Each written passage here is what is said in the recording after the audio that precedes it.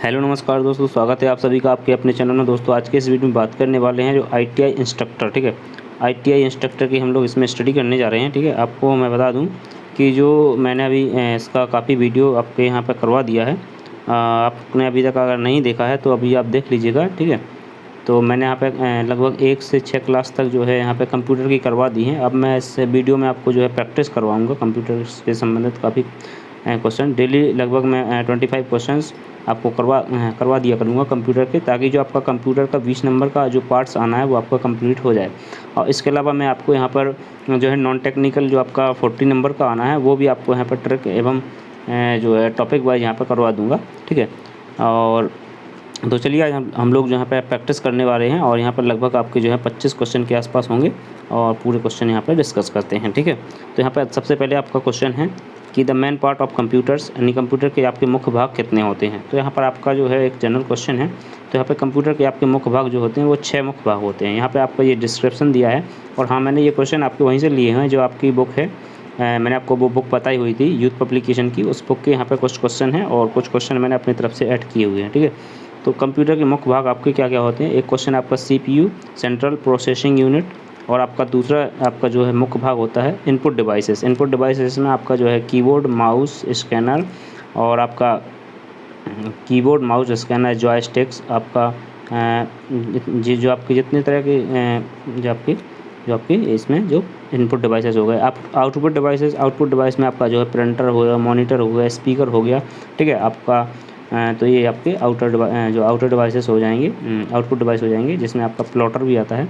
और आपका memory unit में जिसमें रैम, रोम, और आपका सेकेंडरी मेमोरी, इसका जो आपका नेक्स्ट पार्ट आ जाएगा सेकेंडरी स्टोरेज।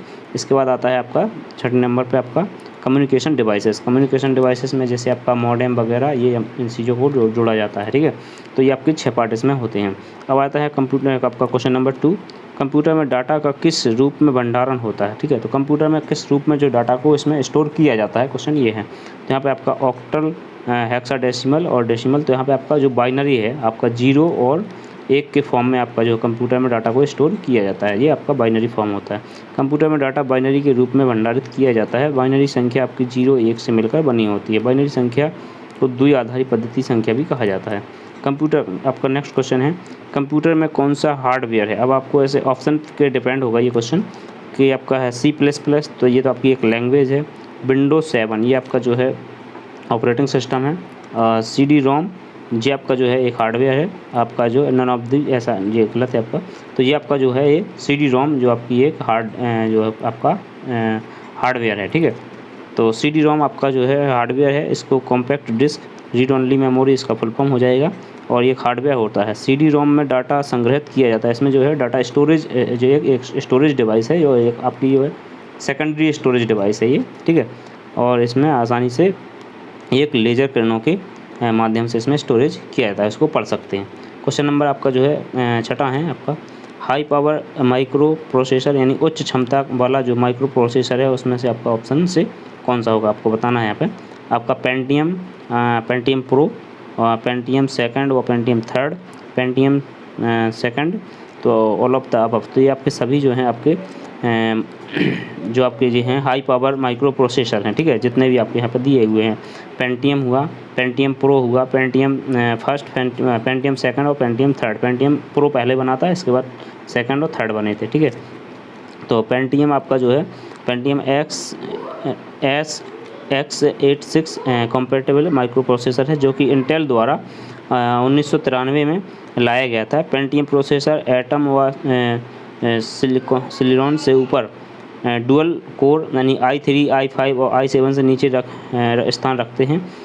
इंटेल ने पेंटियम माइक्रो आर्किटेक्चर्स को डेवलप किया है तथा उच्च क्षमता वाले पेंटियम प्रो को 1995 में बाज़ार में लाया था। ठीक है, और इसको सबसे पहले जो है ये पेंटियम प्रो को लाया था। ठीक है, इसके बाद जो है पेंटियम 2 और पेंटियम 3 बाज़ार में आए थे, यानी सबसे पहले जो है पेंटियम को बनाया था इसकी जो है तो आपका 1993 में, लेकिन बाज़ार में आया था 1995 में। इतना आपको याद रखना, ज़्यादा डीपली हो जाएगा।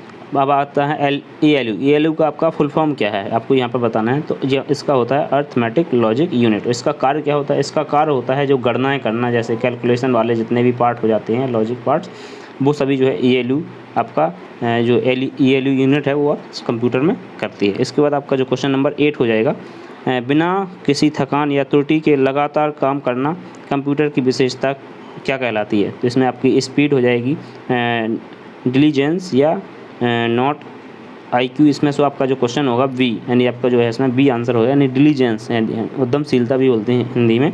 तो ये डिलीजेंस होती है, कोई भी कंप्यूटर बिना थके लगातार बिना त्रुटि के काम करता रहे तो इसकी इस गुण को डिलीजेंस बोलते हैं। ठीक है, अब आते हैं हम लोग नेक्स्ट क्वेश्चन पे।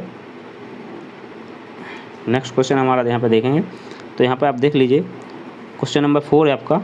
ठीक है, यहाँ पर सॉफ्टवेयर का प्राथमिक उद्देश्य डेटा में बदलना होता है। ठीक है, किसी भी सॉफ्टवेयर का, यानी आपका main purpose of the software is to convert the data into, मतलब किसी भी डाटा को, सॉफ्टवेयर का उद्देश्य क्या होता है कि किसी भी डाटा को किस में कन्वर्ट करना, तो किसी भी डाटा को इन्फॉर्मेशन में कन्वर्ट करना उसका जो है मेन उद्देश्य होता है। ठीक है, which of the following control memories input and output devices. ठीक है, तो उसने कहा निम्न में से कौन सी जो है कंट्रोल इनपुट आउटपुट डिवाइसेस से नियंत्रित होती है। ठीक है, तो यहाँ पे आपका जो है CPU के द्वारा जो आपकी इनपुट आउटपुट जो है सभी इसमें जो है नियंत्रित या कंट्रोल होती है। ठीक है, यहाँ पे आपका क्वेश्चन नंबर 8 जो होगा ये आपका डिलीजेंस में हम पीछे पढ़ चुके हैं। अब क्वेश्चन नंबर जो आपका 9 है, where was the first computer in India's install. अच्छा, इन भारत में सबसे पहले कंप्यूटर कहाँ पे इंस्टॉल किया गया था, ये अच्छा क्वेश्चन है।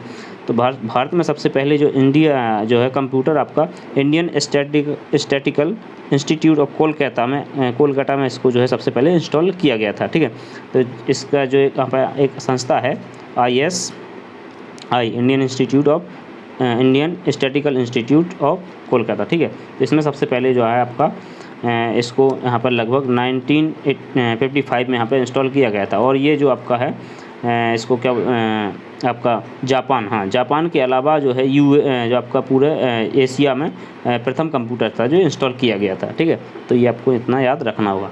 आगे हम बढ़ते हैं क्वेश्चन नंबर, अब आप यहाँ पर देखिए क्वेश्चन का नंबर छोड़िए, आप तो यहाँ पर सिर्फ क्वेश्चन पढ़ते जाइए। कंप्यूटर का पिता किसे कहा जाता है? ठीक है, तो कंप्यूटर का जनक जो आपने पढ़ा होगा, बहुत सिंपल क्वेश्चन है। तो ये आपका जो है चार्ल्स बेबेज, चार्ल्स बेबेज को कंप्यूटर का पितामह कहा जाता है। नेक्स्ट क्वेश्चन है आपका जो है इलेक्ट्रॉनिक कंप्यूटर का आविष्कार किसने किया? अच्छा, ये क्वेश्चन अच्छा है, इलेक्ट्रॉनिक कंप्यूटर का आविष्कार किसने किया ये आपको बताइए। तो यहाँ पे इलेक्ट्रॉनिक कंप्यूटर का आविष्कार यहाँ पे आपका ऑप्शन ए हो जाएगा, डॉक्टर एलन एम टूरिंग। तो एलन एम टूरिंग को इसका जो है श्रेय दिया जाता है कि कंप्यूटर का जो है इन्होंने इलेक्ट्रॉनिक कंप्यूटर का आविष्कार किया था। ठीक है, अब यहाँ पर देखते हैं हम आगे क्वेश्चन नंबर, आपकी स्लाइड नंबर 4 आ गई।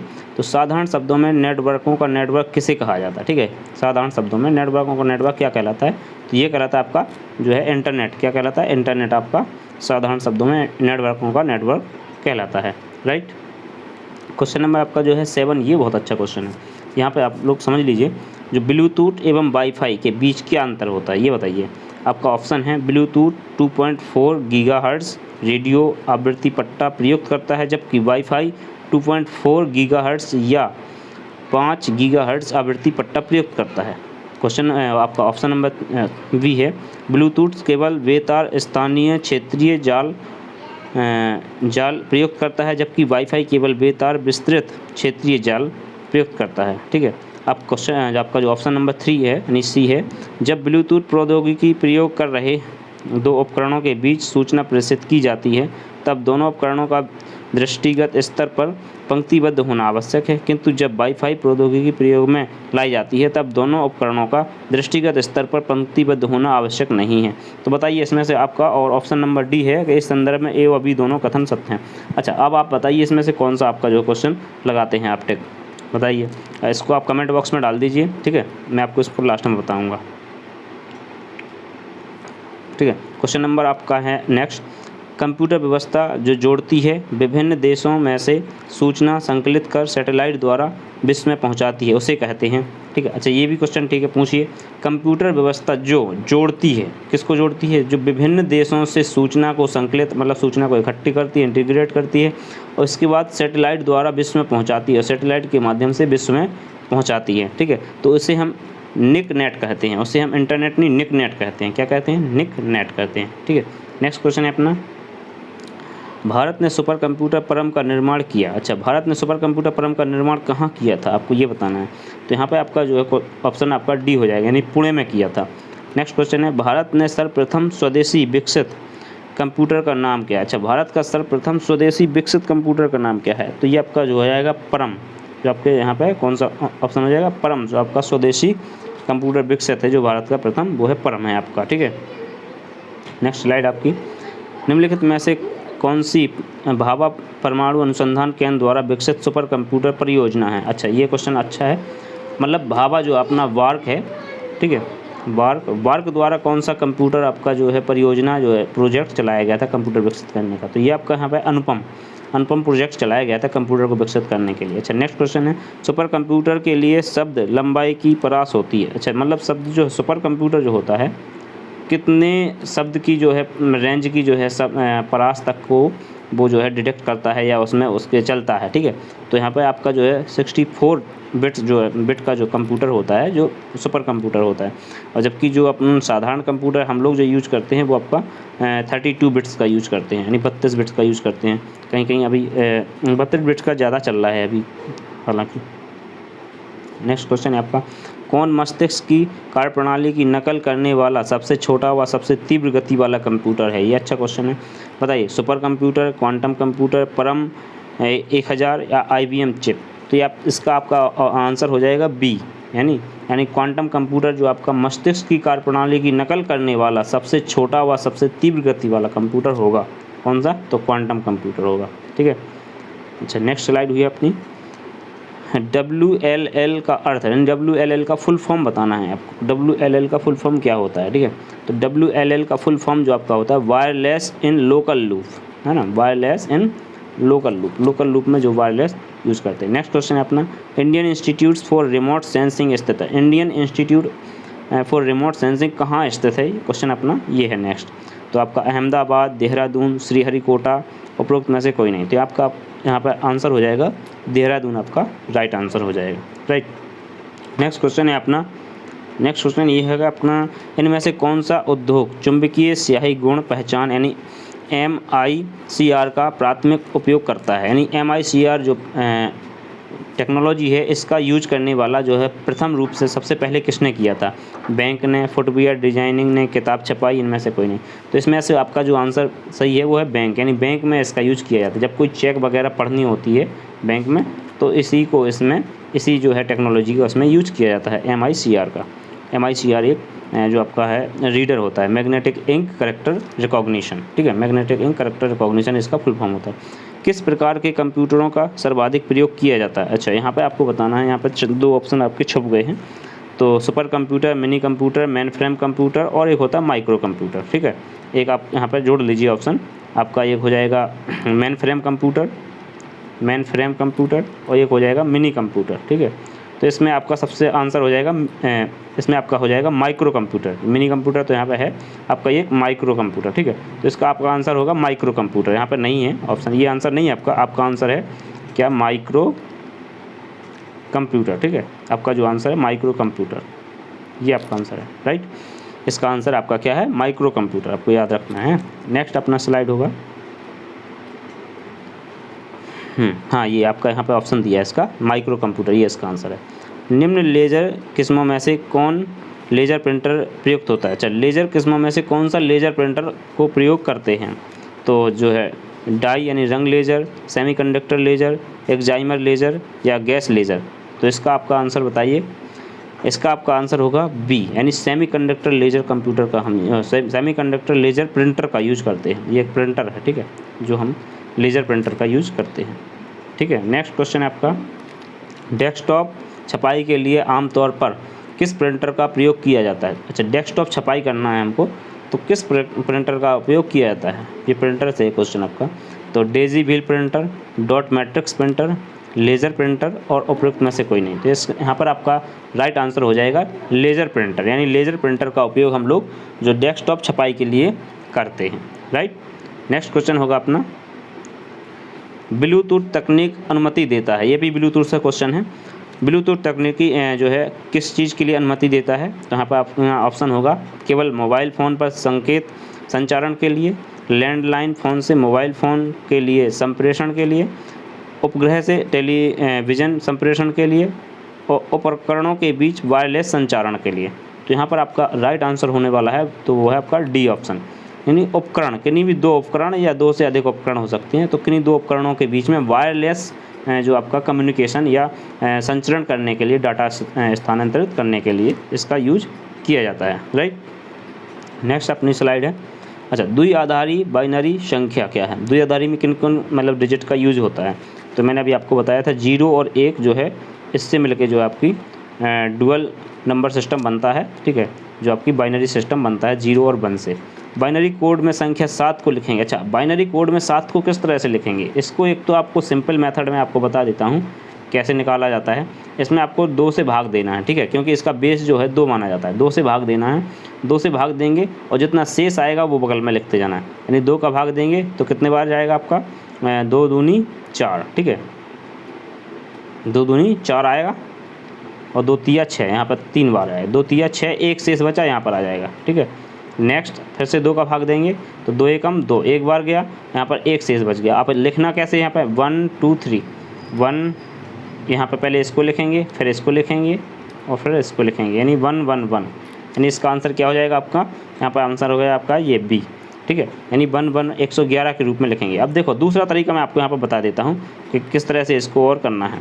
यहाँ पर आप थोड़ा अच्छे से समझ लीजिए, क्योंकि यहाँ पर क्या है, आप कई बार भूल जाते हैं।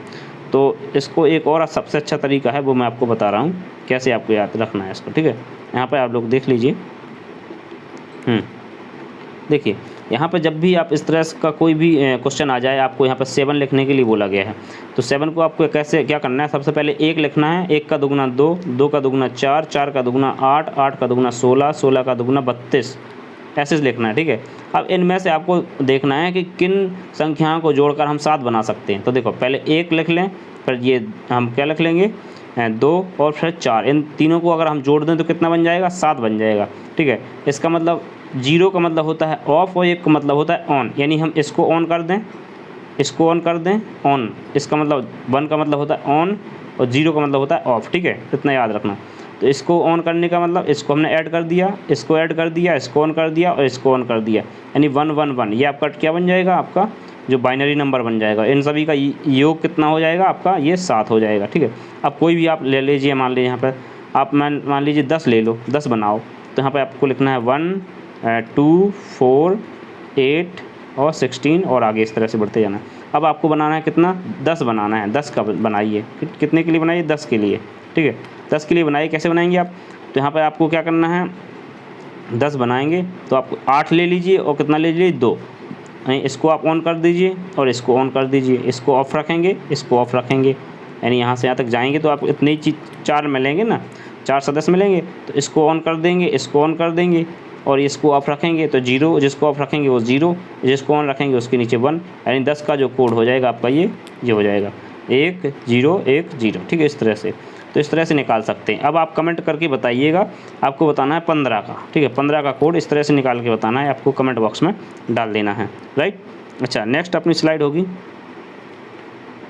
कंप्यूटर में उपयोग आने वाली आईसी चिप्स किससे बनी होती है? आईसी चिप किससे बनी होती है आपको ये बताना है। तो आईसी चिप्स जो होती है आपकी वो सिलिकॉन से बनती है, ठीक है, किससे बनती है? सिलिकॉन से बनती है।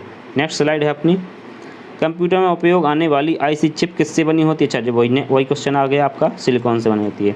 अच्छा, इससे रिलेटेड एक क्वेश्चन और है, निम्नलिखित में से कौन एक नवीनतम पदार्थ है जो कंप्यूटर चिप के उत्पादन में प्रयुक्त हो रहा है?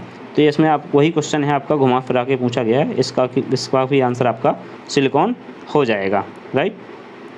अच्छा, नेक्स्ट स्लाइड है अपनी, रोम मेमोरी। रोम मेमोरी क्या है? केवल पढ़ने के लिए, केवल लिखने के लिए, लिखने और पढ़ने दोनों के लिए उपयुक्त में से कोई नहीं। तो रोम, ROM, रोम लिखेंगे हम। रोम का मतलब होता है रीड ओनली मेमोरी। क्या होता है? Read only memory. रीड मतलब केवल पढ़ने के लिए, तो इसका आंसर सीधे डायरेक्ट केवल पढ़ने के लिए हो जाएगा।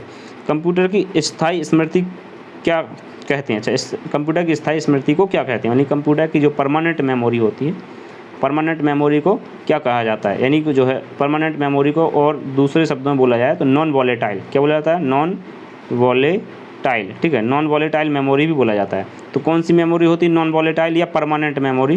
तो वो होती है आपकी कौन सी, रोम, ठीक है। और जो आपकी रैम होती है, रैम आपकी मेमोरी होती है, ये आपकी वॉलेटाइल होती है। क्या होती है? वॉलेटाइल। वॉलेटाइल मतलब होती है अस्थायी मेमोरी होती है, यानी जितनी देर तक आप कंप्यूटर या मोबाइल चलाते रहेंगे उतनी देर तक तो इसमें डाटा स्टोरेज रहता है। जैसे ही आपने कंप्यूटर या मोबाइल को जैसे ही बंद करेंगे तो रैम से जितना भी डाटा होगा वो आपका ख़त्म हो जाता है, यानी डिलीट हो जाता है, गायब हो जाता है, ठीक है। तो ये आपकी अस्थायी मेमोरी होती है, अर्थात वॉलेटाइल होती है। और जो रोम होती है आपके, वो नॉन वॉलेटाइल यानी परमानेंट मेमोरी होती है, राइट। अच्छा, नेक्स्ट अपनी स्लाइड जो होगी, और ये लास्ट स्लाइड है अपनी, कंप्यूटर के संदर्भ में ALU का तात्पर्य। अभी आपने पीछे देखा था, ALU का फुल फॉर्म बताना है, तो अर्थमेटिक लॉजिक यूनिट होता है इसका, अर्थमेटिक लॉजिक यूनिट इसका आंसर हो जाएगा। नेक्स्ट क्वेश्चन है, कंप्यूटर शब्दकोश में CD अक्षरों का उपयोग किसके लिए किया जाता है? यानी CD का फुल फॉर्म बताना है कुल मिला के आपको। तो CD का फुल फॉर्म आपको पता होगा, अगर नहीं पता है तो इसका होता है डिस्क, कम्पैक्ट डिस्क। क्या हो जाएगा इसका? Compact disc. कंप्रेस्ड डिस्क नहीं होगा, कंप्यूटराइज डाटा नहीं होगा, ना कंप्रेस्ड डाटा होगा। इसका आंसर है केवल ये है, कॉम्पैक्ट डिस्क। अच्छा, इस तरह से हम लोगों ने जो है पूरे लगभग 25 क्वेश्चन से भी अधिक क्वेश्चन कर लिए हैं कंप्लीट। और कमेंट करके आपको ये भी बताना है कि आपको जो है सेशन कैसा लगा, ठीक है। और हम अब नेक्स्ट जो किस तरह की कौन कौन वीडियो लाएं, आप किसके टॉपिक पर वीडियो चाहते हैं, ठीक है। और आप नॉन टेक्निकल है, यानी आपका जो नॉन टेक्निकल है जो 40 नंबर का है, इसके लिए आप वीडियो चाहते हैं टॉपिक वाइज या नहीं चाहते हैं, वो भी बता दीजिए, क्योंकि मैं जो है नॉन टेक्निकल को बहुत अच्छे से आपको समझा दूँगा। और जहाँ से टॉपिक वाइज बिल्कुल क्लियरली आपकी सब कुछ यहाँ पर होने वाली हैं क्लासें। और बाकी आप जिसमें टेक्निकल है आपका, जैसे तो आप टेक्निकल की कौन से टॉपिक पे वीडियो चाहते हैं, जो आपके 60 नंबर का आना है ITI अनुदेशक में, तो उसमें से आपका और कौन सा टॉपिक जो है वीक है, वो आप कमेंट करके बता दीजिए। उसी तरह की मैं वीडियो आगे के जो वीडियोज़ में लाने वाला हूँ, ठीक है। तो चलिए आज की वीडियो में इतना ही। वीडियो कैसा लगा ये ज़रूर बता देना। चलिए मिलते हैं अगले वीडियो में, तब तक के लिए नमस्कार, धन्यवाद।